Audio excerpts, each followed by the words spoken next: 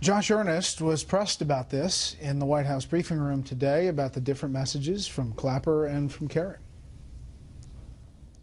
How could Secretary Kerry make the claim to the American people, to the world, that we're safer than we were before?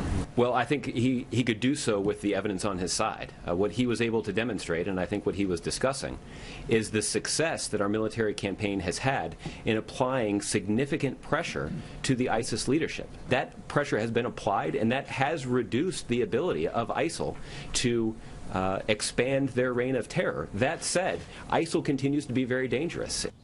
Jason, what was said there? And if you put Clapper's soundbite about 50 years in the intelligence business, I don't know of a time that is more beset by challenges and crises. I worry about the safety and security of this country. It's been in messaging, and it's coming from a president who is fundamentally uncomfortable with being the leader of the free world. This is a president who thinks America is the greatest threat to world stability.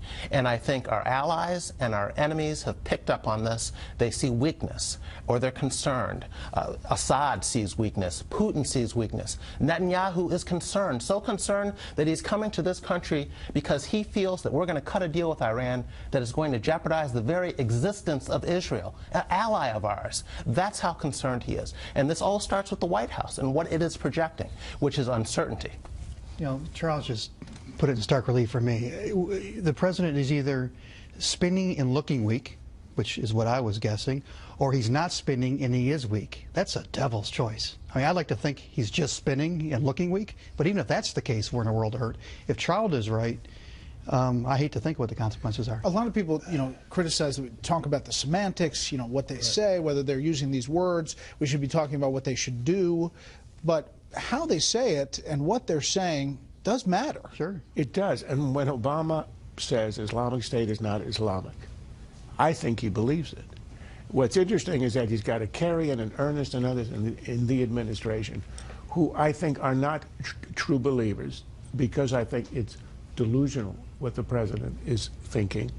And if you hear them, what you're hearing is spin, because it's hard to believe. But the president is the one who has this idea that everything's okay, that there's a perversion of Islam, it's not really a threat, it's low level. And as he said in the interview, he said this is hyped in the media. If it bleeds, it leads. He believes it. The others have to spin it. Otherwise, how do you defend the president? It was on the Vox.com interview a couple